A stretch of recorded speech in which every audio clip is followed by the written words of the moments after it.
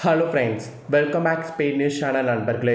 சற்று முன் ஒரு ஜாக்பாட் நியூஸ் ஆனது வெளியாயிருக்கு.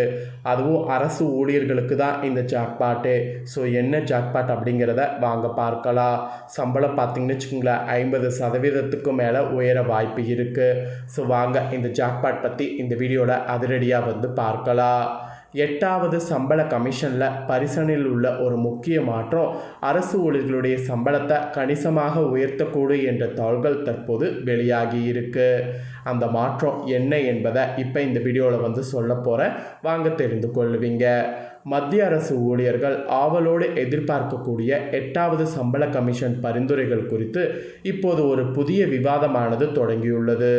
இதுவரை அனைவருக்கும் பிட்மேன் ஃபேக்டரி பற்றி மட்டுமே பேசி வந்தனர். ஆனால் இப்போது சம்பள உயர்வை தீர்மானிக்கக்கூடிய மற்றொரு முக்கிய விஷயமானது வெளிவந்திருக்கு. அதுதான் ஃபேமிலி யூனிட். குறைந்தபட்ச சம்பளத்தை நிர்ணயிப்பதில் இந்த ஃபேமிலி யூனிட் கணக்கீடு மிகவும் முக்கியமானது. இதில் மாற்றம் செய்தால் ஊழியர்களுடைய சம்பளம் உயரும் என நிபுணர்கள் கூறுறாங்க. அதன்படி 8வது சம்பள கமிஷன் தொடர்பான அப்டேட்களை பகிரக்கூடிய ஒரு எக்ஸ் கணக்கு இது குறித்து சுவாரஸ்யமான கணக்கீடுகளை வெளியிட்டிருக்கு. அதுதான் இப்போ சமூக வலைத்தளங்களில் ட்ரெண்டிங்காக பரவிட்டுருக்கு. அதாவது 7வது சம்பள கமிஷன் குறைந்தபட்ச சம்பளத்தை கணக்கிட்டு ஃபேமிலி யூனிட் அளவை 3.0ஆக எடுத்துக்கொண்டது.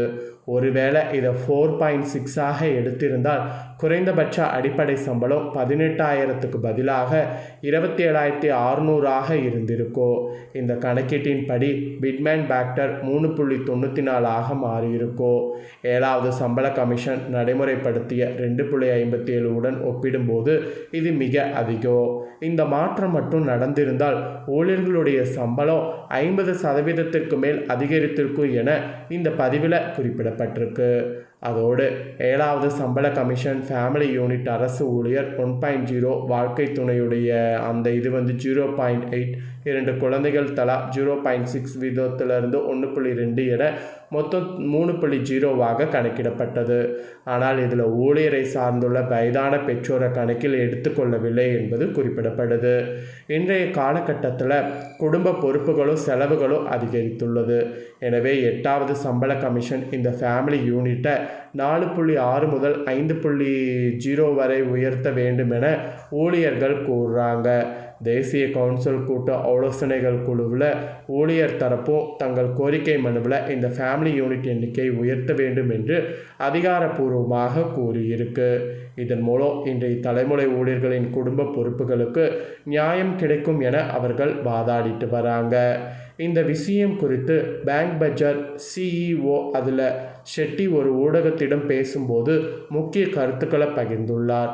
ஒரு அரசு ஊழியரின் குடும்ப வாழ்க்கை செலவை கணக்கிட சம்பள கமிஷன் பயன்படுத்தக்கூடிய முக்கிய காரணங்களில் ஃபேமிலி யூனிட் ஒன்று என்று அவர் கூறினார்.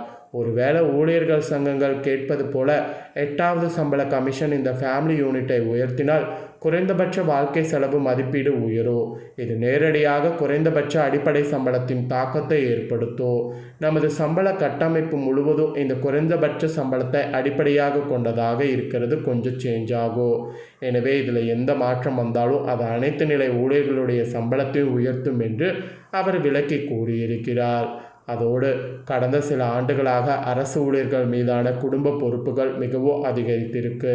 மருத்துவ செலவுகள், குழந்தைகளுடைய கல்வி, அத்தியாவசிய பொருட்கள் விலை உயர்வு போன்றவற்றால் மனைவி பிள்ளைகளோடு வயதான பெற்றோரை கவனிப்பது பெரிய சவாலாக மாறியிருக்கு. உதாரணமாக 7வது சம்பள கமிஷன் முறையை பின்பற்றி ஃபேமிலி யூனிட்டை 4.6ஆக கணக்கிட்டால் குறைந்தபட்ச சம்பளம் 18,000லிருந்து 27,600ஆக உயரும் என மதிப்பிடப்படுகிறது. ஆனால் இதில் ஃபேமிலி யூனிட் மாற்றம் குறித்து 8வது சம்பள கமிஷன் இன்னும் எந்த அதிகாரப்பூர்வ முடிவையும் அறிவிக்கவில்லை. ஒருவேளை இந்த பரிந்துரைக்கு ஒப்புதல் கிடைத்தால் அது நாடு முழுவதும் உள்ள லட்சக்கணக்கான ஊழியர்களுடைய சம்பளத்தில் மிகப்பெரிய மாற்றங்களை ஏற்படுத்தும். சம்பள கட்டமைப்பு முழுவதும் இந்த அளவுகோலோடு இணைக்கப்பட்டுள்ளதால் ஊழியர்களுடைய வங்கி கணக்கில் அதிக அளவில் பணம் சேர்வது உறுதி. ஸோ ஒருவேளை இது நடந்ததுன்னா கண்டிப்பாக பார்த்தீங்கன்னு வச்சுக்கோங்களேன், உங்களுடைய எல்லா இதுவுமே சரியாகும் அப்படிங்கிற மாதிரி குறிப்பிடப்படுது. ஸோ அரசு ஊழியர்களாக இருக்கக்கூடிய உங்களுக்கு இந்த ஒரு நியூஸ் இப்போ பேசப்பட்டிருக்கிறதுனால இதை நீங்கள் தெரிஞ்சுக்கணுங்கிறதுனால இந்த முக்கியமான விஷயத்தை ஷேர் பண்ணேன். அரசு ஊழியர்கள் உங்களுக்கு இந்த மாதிரி ஜாக்பாட் உடனே கிடைச்சா எப்படி இருக்குங்கிறத சொல்லுங்கள். ஏன்னா இப்போ நீங்கள் வாங்கிட்டு இருக்கக்கூடிய சம்பளத்தை விட இன்னும் 50% எக்ஸ்ட்ரா கிடைச்சிதுன்னா அப்போ இதை விட ஒரு மகிழ்ச்சியான விஷயம் வேறு எதுவும் இல்லை அப்படிங்கிறது நீங்கள் நினச்சிங்கன்னா கண்டிப்பாக கமெண்ட் பண்ணுங்கள். ஸோ உங்களுடைய முக்கிய சம்பள உயர்வு குறித்து உங்களுடைய கருத்து என்னங்கிறதையும் கமெண்ட் பண்ணுங்கள். இதே போல் இன்னொரு முக்கியமான ஆர்ட் நியூஸும் சமூக வலைத்தளங்களில் வெளியாகி வைரலாக பரவிட்டுருக்கு. தமிழ்நாட்டில் ஆட்சி மாற்றம் அரங்கேறிய பின் ஜோஹா நிறுவனத்தின் தலைவரான ஸ்ரீதர் வேம்பு தொடர்ச்சியாக திமுக மீது கடுமையான குற்றச்சாட்டுகளை விமர்சனங்களை முன்வைத்து வருகிறார். இந்த நிலையில் ஸ்ரீதர் வேம்பு தனது எக்ஸ் பக்கத்தில் பதிவிட்டுள்ள ஒரு கருத்து தற்போதைய தமிழக அரசியல் மற்றும் அதிகார மையங்களை நசுக்குவதாகவும் மறைமுகமாக சாடக்கூடிய வகையில் அமைந்துள்ளதாக தகவல்கள் வெளியாயிருக்கு. அதாவது ஸ்ரீதர் வேம்பு அந்த பதிவில் 1990களில் சேவிய யூனியன் யாரும் எதிர்பாராத வண்ணம் திடீரென சரிந்து விழுந்தது. அதுவரை தன்னை ஒரு பெரும் வல்லரசாக காட்டிக்கொண்ட ஒரு அமைப்பு மிக குறுகிய காலத்தில் சுக்குநூறானது. அதன் எதிரி நாடான அமெரிக்காவிற்கு பெரிய ஆச்சரியம்.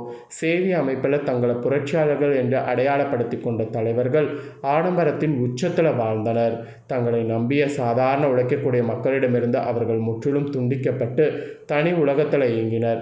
தங்களுக்கு எதிராக குரல் கொடுத்த உண்மையை சொன்ன மாற்று கருத்துடைய எதிர்ப்பாளர்களை சிறையில் அடைத்து ஒடுக்கினர். இதனால் தலைமைகளுக்கு உண்மை நிலையை சொல்ல ஆட்களே இல்லாமல் போனது.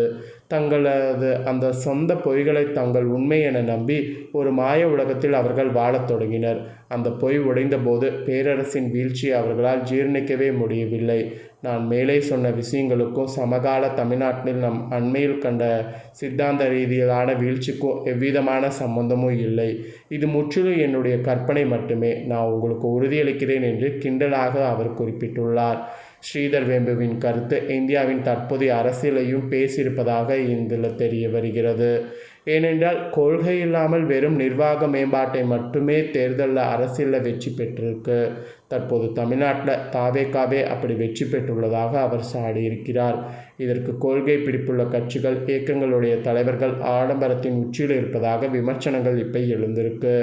ஸ்ரீதர் வேம்புவின் இந்த பதிவால் தமிழக அரசியல் கட்சிகள் நிறைய இப்போ பார்த்தீங்கன்னு வச்சுக்கோங்களேன் கருத்து போயிட்டே இருக்குது. அதாவது இந்த அரசியல் கட்சிகள் சாடலை அப்படிங்கிற மாதிரி அவர் கூறினாலும் அவருடைய கருத்து திமுக தலைமையை குறிவைத்திருப்பதாக நிறைய பேர் சாடி வராங்க. ஸோ இதை பற்றி உங்களுடைய கருத்து என்ன அப்படிங்கிறத கண்டிப்பாக கமெண்ட் பண்ணுங்கள். மெயினாக அரசு ஊழியர்கள் உங்களுக்கு சம்பள உயர்வு பண்ணால் எந்த அளவுக்கு ஹாப்பியாக இருக்கும் அப்படிங்கிறத கமெண்ட் பண்ணுங்கள். அப்படி பண்ணால் உங்களுக்கு எவ்வளோ யூஸ்ஃபுல்லாக இருக்கும் அப்படிங்கிறத நீங்கள் கமெண்ட் பண்ணும்போது கண்டிப்பாக அரசு இந்த வீடியோ பார்க்க வாய்ப்பு இருந்தால் கூட யூஸ்ஃபுல்லாக உங்களுக்கு இருக்கும். அதனால் எந்த அளவுக்கு யூஸ்ஃபுல்லாக இருக்குங்கிறத கமெண்ட் பண்ணுங்கள். இதே போல் வேறொரு நியூஸை தெரிந்து கொள்ள சேனலை சப்ஸ்கிரைப் பண்ணுங்கள், கூட பெல் பண்ண ப்ரெஸ் பண்ணுங்கள். நெக்ஸ்ட்டு சுவாரஸ்யமாக வேறொரு வீடியோவில் உங்களை சந்திக்கிறேன். நன்றி, வணக்கம்.